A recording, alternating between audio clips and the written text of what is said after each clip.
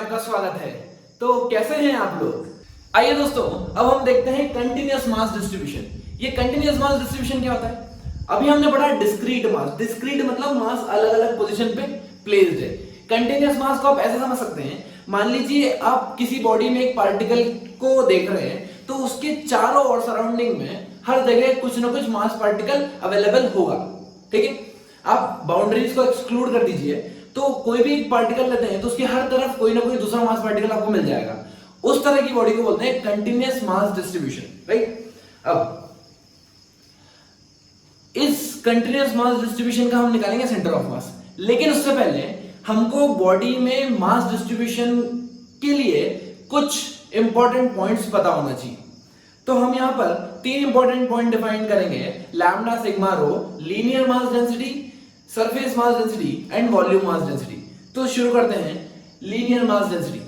देखिए बच्चों, हो सकता है ये कॉन्सेप्ट आपके लिए बिल्कुल नया हो, लेकिन इस कॉन्सेप्ट को बड़ी ध्यान से अपने दिमाग में घुसा लेना, क्योंकि ये वाला कॉन्सेप्ट आपको 11th में ही नहीं 12th में भी काम आने वाला है, राइट? और ये इतना इंपॉर्टेंट टॉपिक है, प्लस स्टैंडर्ड मेथड है। ये ऐसे सॉल्व होती है तो ऐसे ही सॉल्व होती है, राइट? इसमें आपको दिमाग लगाने की कोई जरूरत नहीं है। बहुत बढ़िया। मान लीजिए कि एक रॉड है जिसका लेंथ है L, मास है M, ठीक है? अब हम मान के चलते हैं कि इसमें जो मास डिस्ट्रीब्यूटेड है वो पूरे लेंथ पे डिस्ट्रीब्यूटेड है। आप बोलोगे लेंथ पे कैसे? इस रॉड का तो एरिया होता है, करेक्ट?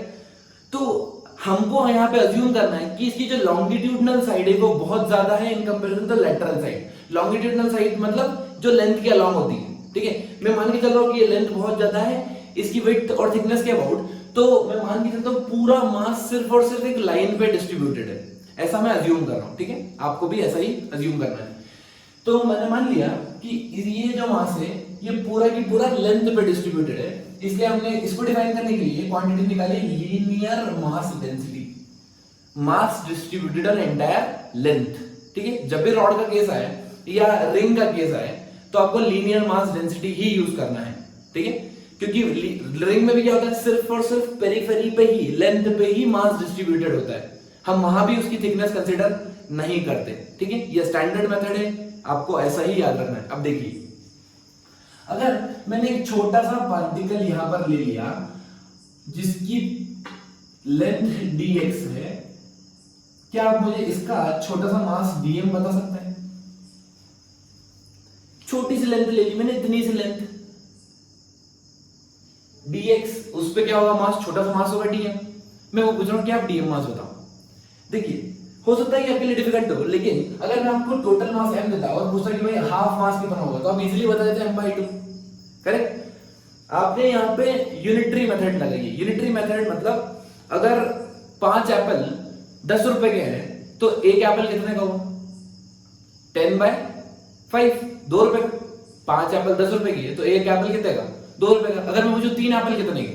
6 रुपए के। आप क्या कर रहे हो? यूनिटरी मेथड लगा रहे हो। हम भी यहाँ पे यूनिटरी मेथड लगाएंगे। देखिए, ये जो टोटल लेंथ है, टोटल लेंथ L है।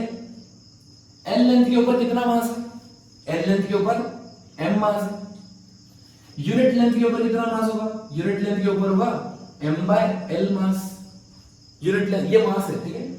यूनिट लेंथ के ऊपर कितना मास है? m/l। अगर मैं पूछूं dx लेंथ के ऊपर कितना मास है, तो dx लेंथ के ऊपर हुआ m/l into dx। क्लियर?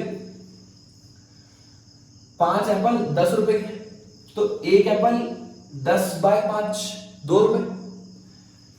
तो 3 Apple 10/5 into 3। Clear? Unitary method बहुत बढ़िया। तो ये जो मास आया है यही मेरा dm मास है। dm equal to m/l into dx। ये m/l एक स्टैंडर्ड क्वांटिटी मान लीजिए, इसको बोल देते हैं हम lambda. This is called as linear mass density. जब भी मास लेंथ के अलोंग डिस्ट्रीब्यूटेड हो, आपको लैम्डा इंटू उसकी छोटी सी लेंथ लिख दिया, काम खत्म। लैम्डा इंटू जो भी लेंथ है, काम खत्म। लैम्डा इंटू छोटी सी लेंथ, काम खत्म। इधर देखो, अगर मैं आपको बोलता कि लेंथ यहां से यहां तक लेता हूं, हाफ लेंथ लेता हूं, ठीक है? तो लैम्डा इंटू ये लेंथ कितनी है? L/2। लैम्डा इंटू L/2 करूंगा मैं, लैम्डा इंटू L/2, तो क्या हो जाएगा? m/l into L/2। क्या m/2 आ गया? m/2। अगर मैं 1/4 लेता तो ये क्या होगा m/l इंटू l/4, m/4 आ गया। ये चीज समझ में आ गई? मतलब आपको छोटी सी छोटी लेंथ भी देती मैंने तो आप उसके ऊपर इजीली मास बता सकते हो। कैसे बताओगे? m/l इंटू dx या फिर लैम्डा इंटू dx। ठीक है, आप ऐसे याद रखो कि total mass by total length into small length, total mass by total length into small length, और total mass by total length को हम लैम्डा भी लिखते हैं। This lambda is called as linear mass density and it is used when the mass is distributed on entire length. क्या चीज आपको clear? अब देखो, मान लो मैं सेकंड पॉइंट लेता हूं सरफेस मास डेंसिटी या एरिया मास डेंसिटी बोलते हैं इसको, सरफेस मास डेंसिटी। इसको रिप्रेजेंट करते हैं हम सिग्मा से। ठीक है, इसका मतलब अब जो मास डिस्ट्रीब्यूटेड होगा वो एंटायर सरफेस पे होगा, जैसे बोर्ड है या डिस्क है, समझ रहे हैं? ऐसे डायग्राम जो कि है तो प्लेन, जिनकी थिकनेस तो मैं अभी भी कंसीडर नहीं कर रहा हूं, लेकिन मैंने उसका क्या ले लिया? एरिया ले लिया। ठीक है, ये थिकनेस मैंने कंसीडर नहीं की इसकी। तो एग्जांपल लेता हूं, जैसे माना मैंने डिस्क ले लेता हूं। डिस्क में क्या मास सिर्फ और सिर्फ आउटर सरफेस पे होता है या अंदर भी होता है? मास का अंदर भी होता है।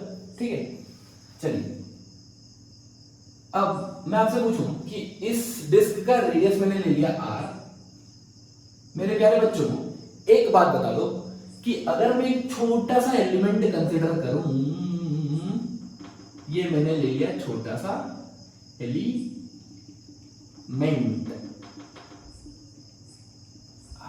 बन गया एलिमेंट, बढ़िया, जिसकी लेंथ तो या रेडियस तो x है और जो थिकनेस है वो dx है। समझ रहे हैं? उस छोटे से एलिमेंट की उस डिस्क को मैंने क्या किया? रिंग में काट दिया। ठीक है, ऐसे छोटी छोटी छोटी छोटी रिंग काटी और रिंग को मैंने ऐड करते गया छोटी छोटी रिंग को, तो मेरी डिस्क बन गई। क्लियर? चलिए अब मैं काम करता हूं कि इसका मास मान लेता हूं छोटू सा है dm। dm मास इसका इधर कंसीडर कर लेते हैं, dm मास। आपको क्या निकालना है? dm मास निकालना है। मैंने इनिशियली क्या मान रखा है? इसका मास कैपिटल M है और रेडियस कितनी है? r। ये बड़ी डिस्क की मास m है और रेडियस कितना है? r। चलिए अब क्या इस केस में जो यूज किया था यूनिटरी मेथड, वो इसमें भी यूज कर सकते हैं? बिल्कुल यूज कर सकते हैं। कैसे? यहां पे लेंथ पे डिस्ट्रीब्यूटेड है तो total mass by total length into small length. यहां पे एरिया पे डिस्ट्रीब्यूटेड है तो total mass by total area into small area. Correct? चलिए अब इसको मैं लिख दूंगा total mass by total area into small area. इसको मैं ऐसे लिख सकता हूं total mass by total area into small area. अब स्मॉल एरिया निकालना मेरे लिए थोड़ा सा टफ है। कैसे? अगर मुझे इस शेडेड पार्ट का एरिया निकालना है, शेडेड पार्ट का एरिया निकालना है, तो क्या मैं ऐसा कर सकता हूं कि बाहर वाले का area of the outer circle minus area of the inner circle, area of the outer circle minus area of the inner circle. अगर दोनों का एरिया सब्ट्रैक्ट कर दिया तो क्या छोटू सा एरिया आ जाएगा? आ जाएगा, बिल्कुल आ जाएगा। बाहर वाले की रेडियस कितनी है? x प्लस dx और अंदर वाले की रेडियस कितनी है? x। करेक्ट? तो मैं लिख देता हूं pi x plus dx the whole square minus pi x square. यहां पे याद रखिए dx बहुत छोटू सा एलिमेंट है, dx बहुत छोटू सा एलिमेंट है, छोटू है ना, इतू। अब मैं इसको लिखता हूं pi x square plus pi dx square plus 2 pi x dx minus pi x square. मैंने a प्लस बी का होल स्क्वायर लगा दिया और पाई का मल्टीप्लाई कर दिया, a square plus b square plus 2ab into pi, pi pi. ठीक, अब क्या हो गया? पाई x स्क्वायर से पाई x स्क्वायर कैंसिल।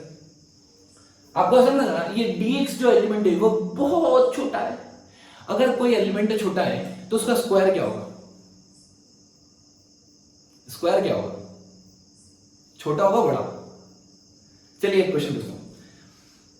कोई नंबर है, उसका स्क्वायर करने पे वो बढ़ता है घटता है? कुछ बच्चे बोलेंगे बढ़ता है, कुछ बच्चे बोलेंगे काइंड से, कुछ बच्चे बोलेंगे नॉट इन मूड टू से। तो क्या होता है, अगर एक नंबर 1 से बड़ा हो तो स्क्वायर करने पे बढ़ता है, जैसे 2 है, 4 है, 6 है, 8 है, कोई भी नंबर।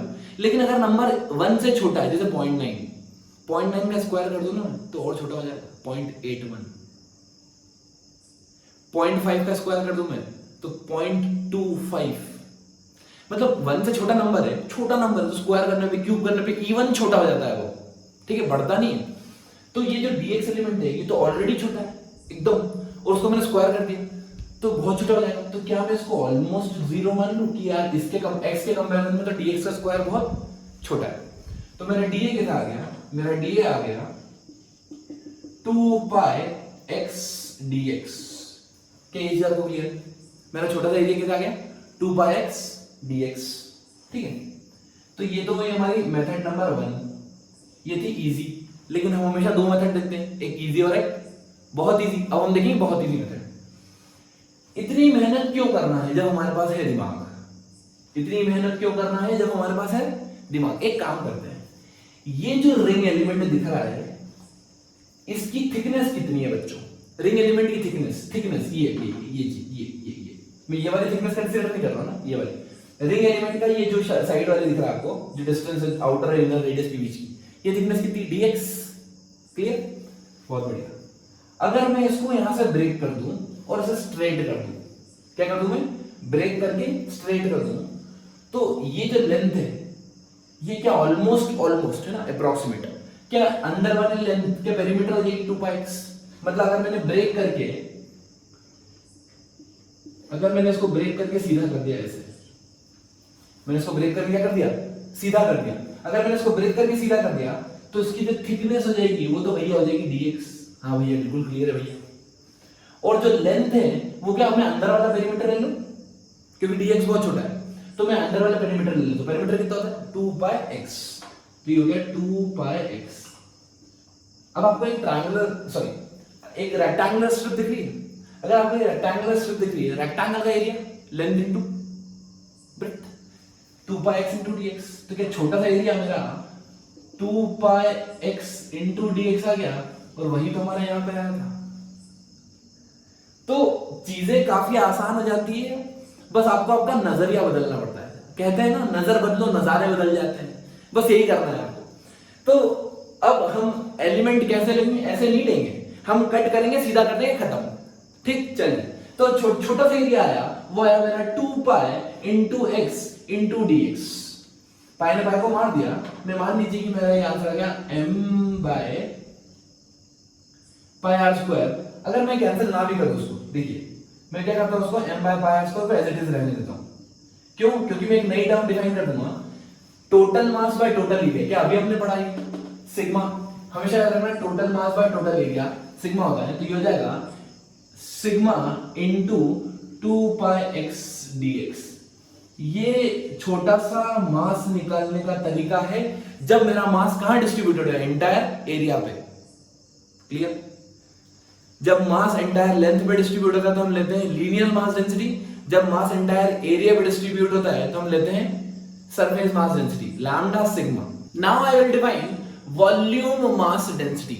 इसका मतलब इस बार मेरा मास पूरे वॉल्यूम में डिस्ट्रीब्यूटेड है, मेरा मास पूरे वॉल्यूम में डिस्ट्रीब्यूटेड है, राइट। जैसे फॉर एग्जांपल ले लीजिए आप सॉलिड सिलेंडर, सॉलिड कोन, एक सॉलिड स्फीयर ले लीजिए, राइट। अच्छा, अगर मैं हॉलो स्फीयर लूं तो हॉलो स्फीयर द केस जहां पर मास सिर्फ और सिर्फ आउटर सरफेस पे है, वहां हम सिग्मा यूज करते हैं, ठीक है। तो वो केस पुराना वाला केस था। यहां पे सॉलिड स्फीयर लेते हैं। सॉलिड स्फीयर में क्या होगा कि ये मास पूरा डिस्ट्रीब्यूटेड है, राइट। यहां पे हम डिफाइन करेंगे rho, that is called as volume mass density, mass divided by volume, ठीक है। आपने पढ़ा भी होगा relation density equals to mass upon volume, correct. अच्छा, नाउ याद करिए हमने जब रॉड पढ़ी थी तो हमने क्या किया था? छोटी छोटी लेंथ को ऐड किया था, छोटी छोटी लेंथ को हमने फाइंड किया था। जब हमने एरिया पढ़ा था तो हमने छोटे छोटे एरिया को ऐड करके पूरी डिस्क बना दी थी। कैसे बना दी थी? छोटी एरिया लिया रिंग का और उनको ऐसे छोटा सा एरिया ले लिया उसमें से, पूरी डिस्क में से। यहां क्या करेंगे हम? अगर छोटा मास डिफाइन करना है मेरे को तो पूरे वॉल्यूम में से एक छोटा सा पार्ट करके उसका वॉल्यूम डिफाइन करेंगे, ठीक है।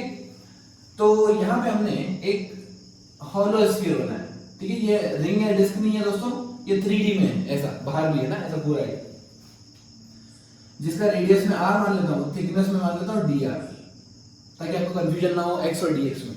और यहाँ पे मैं इसका मास m मानता हूँ, रेडियस मानता हूँ कैपिटल R, राइट। अच्छा, अगर मैं आपसे पूछूं कि इसका मास बताइए dm मास कैसे निकालेंगे?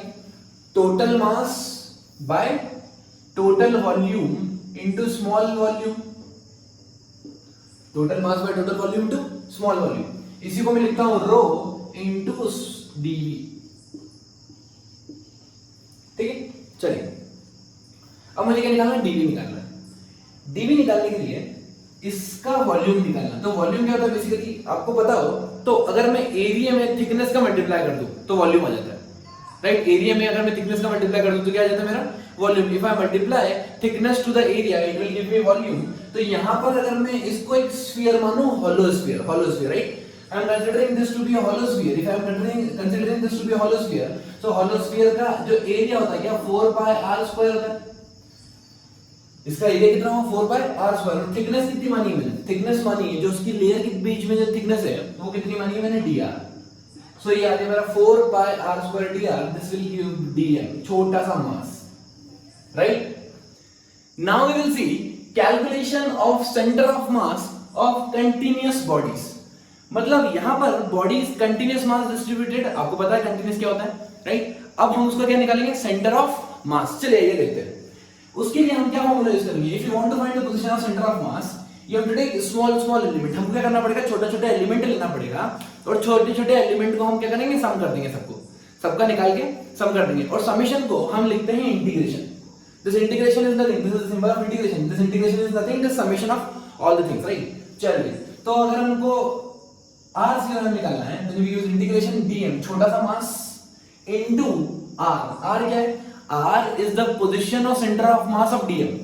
मुझे मैंने आपको पहले बताया जब आपको सेंटर ऑफ मास निकालना होता है तो आपको ऑलरेडी छोटे से मास का सेंटर ऑफ मास पता होना चाहिए, तभी आप निकाल सकते हैं, right. So this is the position of centre of mass of dm element, right, divided by integration dm means sum of masses. Similarly, if you want to find x coordinate, then what we'll use? Integration dm into x divided by integration dm। ये x क्या है? ये centre of मास है किसका? dm element का।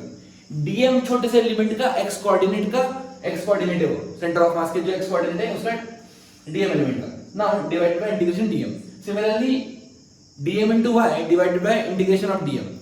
This is the center of mass, y coordinate of the center of mass of dm element, y coordinate of the center of mass of dm element। चलिए यहां पे हम लेते हैं केस 1 में हमें गिवन है you have to find the center of mass for uniform rod, ठीक। अब सबसे पहले मैं कंसीडर कर लेता हूं कि ये ओरिजिन है 0,0, right. Now at a distance x मैं एक छोटा सा एलिमेंट ले लेता हूं जिसका लेंथ dx होगा। लेंथ कितना होगा? dx। छोटा सा लेंथ कितना होगा? dx, right. इस एलिमेंट का कुछ मास होगा dm मास। क्या आप dm कैलकुलेट कर सकते हैं? हाँ, अभी हमने सीखा total mass by total length into small length या फिर लैम्डा इनटू dx, एक ही चीज है।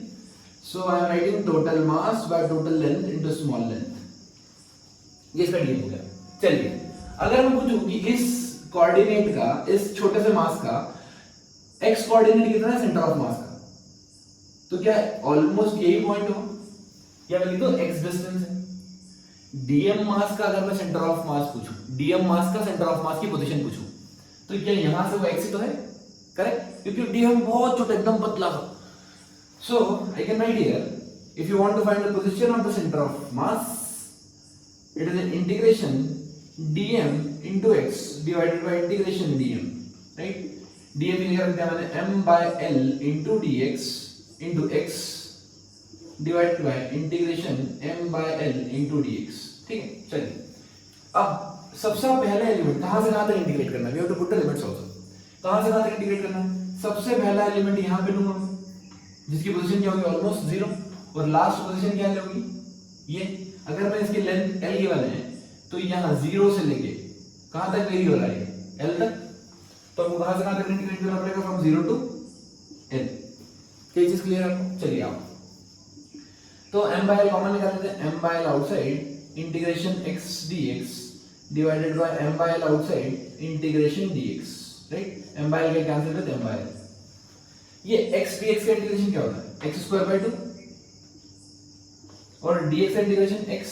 अब आपको प्रॉपर लिमिट्स पुट करना है 0 टू L। जैसे आप लिमिट पुट करेंगे क्या आएगा मेरा आंसर, यहां आएगा L स्क्वायर बाय 2L, ये आएगा मेरा L बाय 2। इसका मतलब इस पूरे रॉड का सेंटर ऑफ मास कहां है L बाय 2 पे।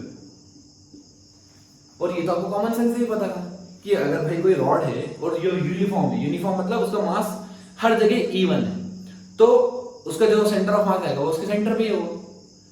बट वो प्रॉब्लम कैसे चेंज कर सकते हैं, सपोज उन्होंने दे दिया कि मास वेरिएबल है, यहाँ मास कम है, यहाँ मास ज्यादा है, यहाँ मास ज्यादा है, यहाँ मास ज्यादा है, या उन्होंने दे दिया अपने को कि लैम्डा दे दिया, let's say lambda is varying as lambda naught into x, ठीक है? मतलब जैसे जैसे मेरा x कोऑर्डिनेट चेंज हो रहा है मेरा मास बढ़ते जा रहा है। इस केस में सेंटर ऑफ मास L/2 पे नहीं आएगा, ठीक है? तब हमको क्या फॉर्मूला यूज करना पड़ेगा, we have to use x coordinate is nothing, it is integration dm into x divided by integration dm, right? dm की जगह क्या रखेंगे हम, lambda naught into dx,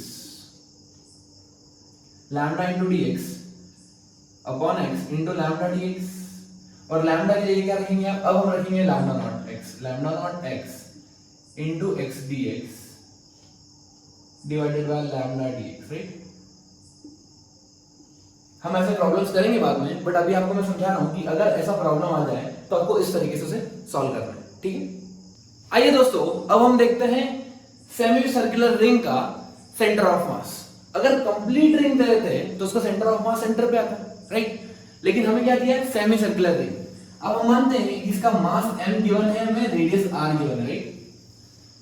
थोड़ा सा हम कॉमन सेंस लगाएं तो हमें पता है कि इसका जो सेंटर ऑफ मास आएगा वो लगभग इधर नहीं आना चाहिए, इसके सेंटर पे थोड़ा ऊपर ऐसे, ठीक है? क्योंकि कंप्लीट होती तो सेंटर पे आता, लेकिन नीचे का पार्ट हटा दिया मैंने तो वो थोड़ा ऊपर शिफ्ट हो जाएगा। नीचे का पार्ट हटा दिया मैंने तो वो थोड़ा ऊपर शिफ्ट हो जाएगा, right? It always shifts towards the heavier mass. चलिए, अच्छा, तो मैं काम करता हूं, इस पॉइंट को ओरिजिन कंसीडर कर लेता हूं 0,0, राइट? इसका मतलब मेरा जो भी आंसर आएगा सेंटर ऑफ मास का, उसका भी x कोऑर्डिनेट 0 होगा, सिर्फ और सिर्फ y कोऑर्डिनेट ही आएगा। तो मुझे एक ही कैलकुलेशन करना पड़ेगी y कोऑर्डिनेट की। चलिए एक काम करता हूं, मैं एट एन एंगल थीटा एक बहुत छोटा एलिमेंट ले लेता हूं जो एंगल बना रहा है d थीटा, राइट? ये जो मैंने एलिमेंट लिया है, रिंग एलिमेंट, ये इसकी लेंथ कितनी मानी है मैंने, यहां से यहां तक dx, छोटी सी लेंथ मानी dx, और ये एंगल थीटा है, रेडियस तो आपको पता ही है r है, राइट? ये भी रेडियस कितनी होगी, r ही होगी। एक रिलेशन होता है आर्क लेंथ रेडियस और एंगल में, क्या पता है आपको, angle is equals to arc length by radius, arc length divided by radius, right? Now so here I can write d theta equals to dx by r, और r d theta equals to dx, ठीक है? arc length equals to radius into angle d theta. Now you know that if you want to find the y coordinate of the center of mass, first of all you have to put dm into the y coordinate of center of mass of dm element divided by integration dm, correct? इसका मतलब सबसे पहले मेरा challenge क्या है, सबसे पहले मेरा चैलेंज है dm मास फाइंड करना, कि हाउ टू फाइंड दिस छोटा सा मास dm। अगर मुझे dm मास कैलकुलेट करना आ गया तो ये फॉर्मूला लगा के मैं पूरा सेंटर ऑफ मास निकाल सकता हूं, ठीक है? अब फिर से मैं आपको दो मेथड बताऊं dm निकालने की भी। dm निकालने की दो मेथड अलग, फिर अपन उसी से दो मेथड से सेंटर ऑफ मास भी निकालेंगे। चलिए सबसे पहले हम dm निकालें। सो हमारा dm कितना आता है, एक अप्रोच लेते हैं हम एंगल अप्रोच, और दूसरी अप्रोच लेते हैं हम लेंथ अप्रोच, राइट? लेंथ, वही हम यूनिटरी मेथड लगाएंगे। ये रेडियस r है, ये क्या सरकमफेरेंस है, वो भी हाफ। अगर ये कंप्लीट सर्कल होता तो डिस्टेंस होती 2 पाई आर, लेकिन ये कितना है, हाफ सर्कल। अगर ये हाफ सर्कल है तो इसकी लेंथ कितनी होगी, pi r, 2 pi r by 2। Pi r length पे कितना मास सिचुएटेड है, कंप्लीट m, तो यूनिट लेंथ पे कितना होगा, m divided by pi r. dx length पे कितना होगा, लेंथ कितनी है हमारी dx लेंथ पे होगा m by pi r into dx। अब जो dx लेंथ पे सिचुएटेड है, क्या वही हमारा dm मास है, बिल्कुल। इसका मतलब हमारे dm की वैल्यू आ गई, dm का मतलब डायरेक्ट मैसेज नहीं होता है, छोटा सा मास होता है dm, ये हो जाएगा m divided by pi into r into dx, ये आया हमारा dm मास, ठीक है। अब एक अप्रोच लेते हैं, एंगल अप्रोच।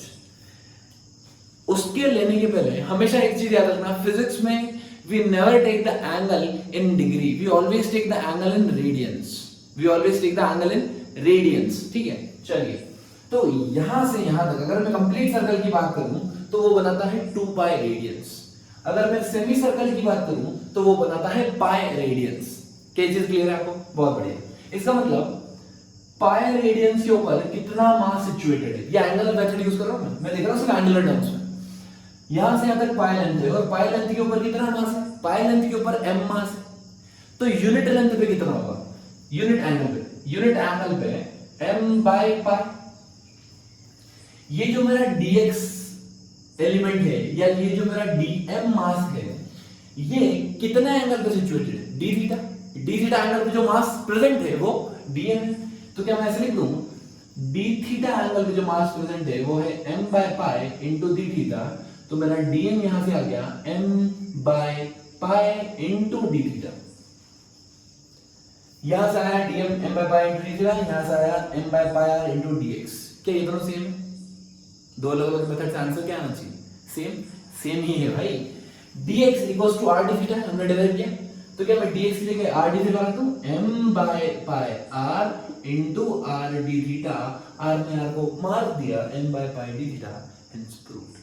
हमने यहां पर क्या फाइंड किया, बेसिकली हमने यहां पे dm फाइंड किया है, लेकिन हमारा मेन एम dm फाइंड करना नहीं है, हमारा मेन एम फाइंड करना है YCOM, राइट। तो पहले आप ये dm कॉपी कर लीजिए, फिर हम निकालते हैं YCOM, राइट। अब देखिएगा,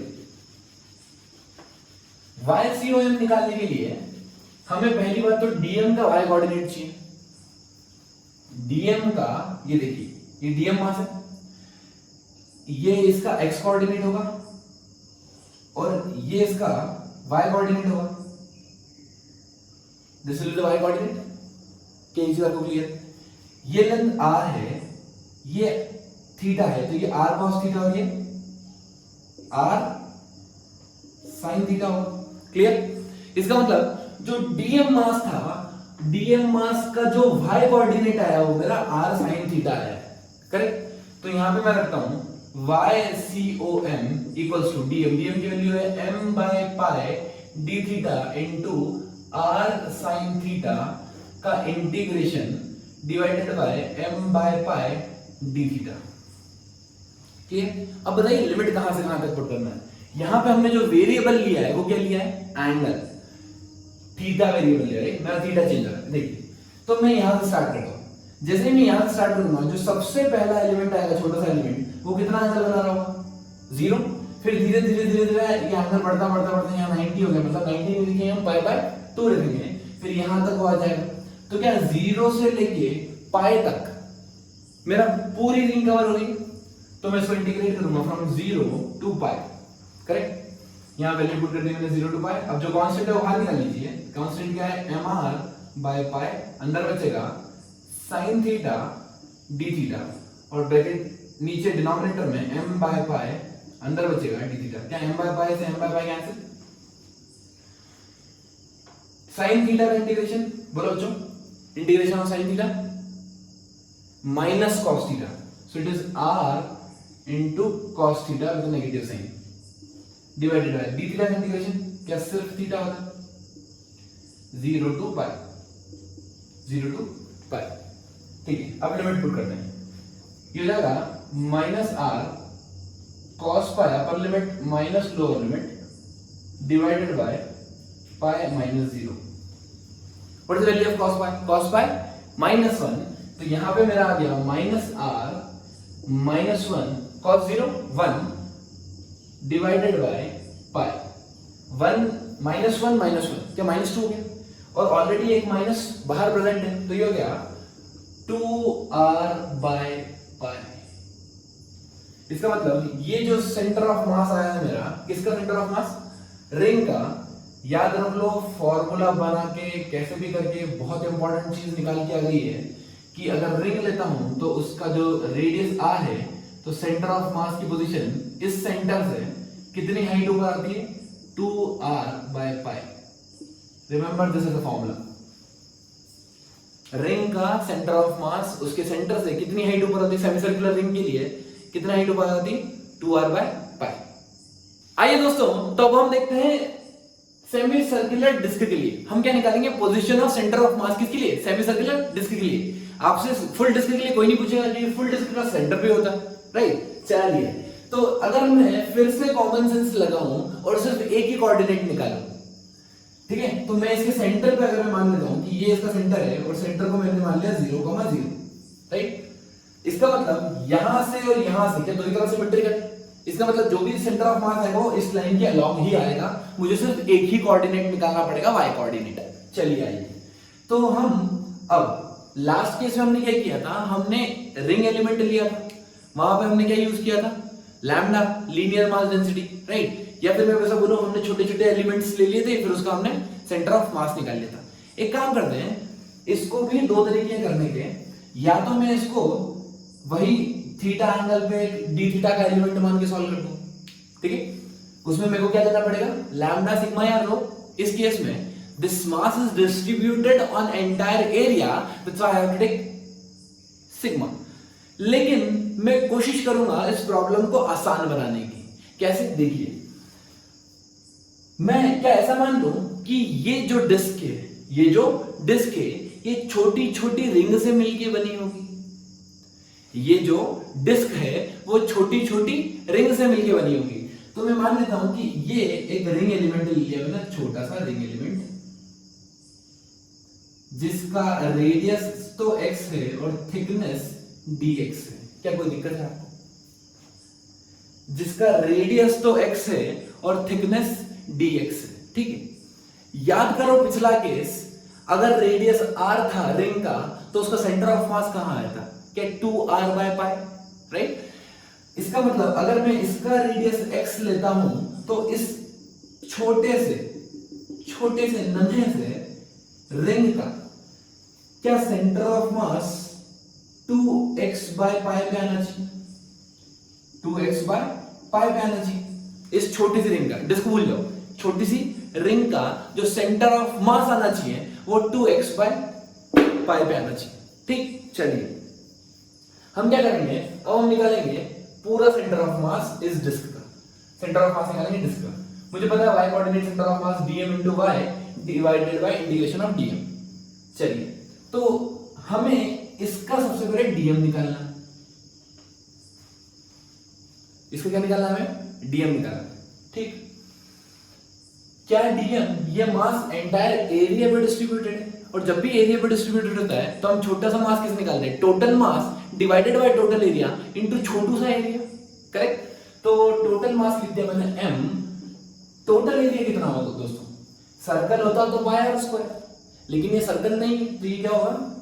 पाई आर स्क्वायर बाय 2, ठीक है? Mass and radius are given into छोटा सा एरिया, राइट? मैं क्या यूज कर रहा हूं? सिग्मा इनटू डीए, और I can say m by a into dA. इससे मेरा dm एलिमेंट आया है. तो छोटा सा एरिया कितना होगा? छोटा सा एरिया होगा मेरा दोस्तों, ये वाली स्ट्रिप को क्या मैं स्ट्रेट कर दूं? याद है? इस स्ट्रिप को मैं क्या करता हूं? स्ट्रेट करता हूं. अगर मैंने इसको स्ट्रेट कर दिया तो इसकी लेंथ कितनी होगी? पूरी सर्कल है तो 2 पाई आर. आधा सर्कल है तो क्या पाई इनटू x और थिकनेस dx. तो मैं यहां पे लिख सकता हूं 2m x dx by r square. This will be my छोटा मास dm, स्मॉल मास. और ये डीएम कहां पर है, इसके ऊपर, ये जो रिंग एलिमेंट आपको दिख रहा है, करेक्ट। चलिए अब हम यहां पुट करते हैं, if you want to find the total centre of mass then you have to put dm value 2mx dx by r square into this is the center of mass of dm element। इस dm element का centre of मास कहां है दोस्तों, 2x by pi पे, याद है आपको, शाबाश, 2x by pi divided by integration of dm, वही वर्ड रख देंगे mx dx by r square, right. अब जो भी क्वांटिटी कांस्टेंट होती है हम उसको बाहर ले आते हैं, तो हम बाहर ले आएंगे क्या, 2 into 2 4, 4m by pi r square, हमने pi r square बाहर निकाल लिया, 2 into 2 4 और m बाहर निकाल लिया, अंदर क्या बचेगा, x into x, x square dx divided by 2m फिर से बाहर, 2m बाहर, r square बाहर, इंटीग्रेशन x dx, क्लियर। चलिए सो यहां से m बाय आर स्क्वायर से m by r square cancel, इस 2 से ये 2 हो जाएगा, तो क्या बचा मेरा बाहर, 2 बाय पाई x का इंटीग्रेशन, x स्क्वायर का integration x to the power 2 plus 1 divided by 2 plus 1, मतलब क्या ये x क्यूब बाय 3 होगा, राइट, और ये हो जाएगा x स्क्वायर बाय 2। लिमिट कहां से कहां तक पुट करेंगे दोस्तों, अब देखिए सबसे छोटी रिंग एलिमेंट क्या जीरो रेडियस की होगी, यहां से स्टार्ट करूंगा, इस रिंग एलिमेंट को बढ़ाते बढ़ाते बढ़ाते बढ़ाते बढ़ाते बढ़ाते बढ़ाते बढ़ाते यहां तक पहुंच जाऊंगा, जब उस रिंग की रेडियस कितनी हो जाएगी, टोटल डिस्क की रेडियस के बराबर, इसका मतलब मैं इंटीग्रेट करूंगा 0 to r 0 to r 0 to r, तो यहां पर वैल्यू पुट करूंगा मैं, तो जाएगा 4r by 3 पाई। क्या दोस्तों ये चीज क्लियर है आपको? आइए दोस्तों एक मेथड और देखते हैं सेमी सर्कुलर डिस्क का सेंटर ऑफ मास निकालने की। हम क्या करते हैं, जैसा हमने रिंग के केस में किया था, एक छोटा सा एलिमेंट ले लेते हैं एट एन एंगल थीटा, उसको बोल देते हैं कि ये सबटेंड कर रहा होगा डी थीटा एंगल, छोटा सा, राइट। ये एक ट्रायंगल बन चुका है हमारा, आप देख सकते हैं कि ये एक छोटा सा ट्रायंगल है जिसकी जो लेंथ ये वाली है या इसकी बेस बोलूं वो dx है। क्या ये चीज क्लियर है आपको? तो आपको एक चीज समझ नहीं आ रही होगी यहां से कि अगर मैं इसको एक ऑलमोस्ट एक ट्रायंगल मानूं, ध्यान से देखिएगा, अगर मैं इसको ऑलमोस्ट एक ट्रायंगल मान लूं तो जो इसका सेंटर ऑफ मास होता है, राइट, क्या सेंटर ऑफ मास, इसका सेंट्रोइड, मतलब यहां से टू यहां से अगर मैं डिस्टेंस r ली है तो ये डिस्टेंस 2r/3 होती है। क्या ये चीज आपको क्लियर है, राइट। सेंटर जो सेंट्रोइड होता है बेसिकली वो 2:3 की रेशियो में डिवाइड करता है, मतलब इस पॉइंट से शार्प एज से 2r/3 डिस्टेंस पे होगा, क्योंकि मुझे क्या करना पड़ता है, मुझे सेंटर ऑफ मास निकालना पड़ता है डीएम एलिमेंट का, छोटे से डीएम एलिमेंट का भी मुझे सेंटर ऑफ मास निकालना पड़ता है, इसलिए मैंने इसको बोल दिया कि ये सेंटर ऑफ मास है इसका, और ये एंगल सबटेंड कर रहा है थीटा, तो इसका x कोऑर्डिनेट हो जाएगा ये, और ये हो जाएगा इसका y coordinate, that is 2/3r sin theta. क्या ये चीज आपको क्लियर है कि इसका जो y कोऑर्डिनेट होगा ये वो होगा 2r/3 sin थीटा, राइट। अब हमने y निकाल लिया, हमने क्या निकाल लिया, y निकाल लिया कि what is the position of my DM mass, मेरे छोटे से डीएम मास की जो पोजीशन है y coordinate, y coordinate, vertical coordinate, right, क्योंकि मुझे पता है कि मेरा answer vertical coordinate y coordinate में ही आना है, तो मैं सिर्फ y कोऑर्डिनेट में ही इंटरेस्टेड हूं। नाउ दूसरा काम करना है मेरे को डीएम निकालना है, ठीक है। डीएम कैसे निकालते हैं, आपको पता है कि ये एंटायर मास पूरे एरिया में डिस्ट्रीब्यूटेड है, तो हमें क्या यूज करना पड़ेगा, हमें यूज करना पड़ेगा total mass by total area into small area, right. Total mass क्या है, टोटल मास है m, टोटल एरिया क्या है पाई r स्क्वायर बाय 2, और ये वाला जो एरिया है, एरिया ऑफ ट्रायंगल, अगर आपको पता हो तो half into base into height होता, अगर हाइट यहां पे रेडियस के बराबर है तो मेरा छोटा सा एरिया जाएगा, ये बेस कितना है बेसिकली बेस dx है, क्या dx को मैं r d थीटा लिख सकता हूं, dx is equals to r d theta, तो मेरा एरिया लगेगा half into base into height, that is r square d theta by 2। Clear? So यहां पे मैं लिख देता हूं r square d theta by 2। Clear? r square by 2 से r स्क्वायर बाय 2 कैंसिल, हमारे पास बचा m by pi d theta, ये हमारा छोटा dm मास आ चुका है, राइट? अब इसको यहां सब्स्टिट्यूट करते हैं, जैसे ही हम यहां सब्स्टिट्यूट करेंगे तो ये जाएगा m d theta bye pi into what is y coordinate, y coordinate हमने निकाल चुका ऑलरेडी, 2r बाय 3 का sin theta component, 2r by 3 का sin थीटा वाला component divided by m d theta by pi. अब मुझे इंटीग्रेट करना है, देखिए ध्यान से, ये एलिमेंट मैंने थीटा एंगल पे लिया, राइट? जो फर्स्ट एलिमेंट होगा वो छोटा सा एलिमेंट होगा ये, जो कितना एंगल सब्टेंड कर रहा होगा 0, और लास्ट वाला pi, we always take the angles in radian, ध्यान रखिए दोस्तों। तो 0 से पाई तक मुझे इंटीग्रेट करना होगा, जो चीज कांस्टेंट है उसको बाहर निकाल सकते हैं, r m बाय जो भी कांस्टेंट है, सो यहां पर 2/3 mr बाय पाई बाहर आ गया, राइट? 2/3 r बाहर, m बाय पाई बाहर, अंदर बचा sin थीटा d थीटा, सिर्फ एंगल ही जो वेरिएबल है, बाकी सब चीज कांस्टेंट बाहर निकाल ली गई है, m by pi, right? So this m by pi get cancel with m by pi, हमारे पास बचा answer 2r by 3, right? sin theta का इंटीग्रेशन आपको दोस्तों पता है माइनस cos थीटा, तो यहाँ माइनस साइन लगाते हैं, यहाँ लिखते हैं cos थीटा, फिर 0 to pi divided by theta from 0 to pi, right? Upper limit minus lower limit मतलब cos pi minus cos 0, cos pi minus cos 0, अभी अपन ने देखा था minus 2r by 3 minus 1 divided by pi, तो ये जाएगा 4r बाय 3 पाई।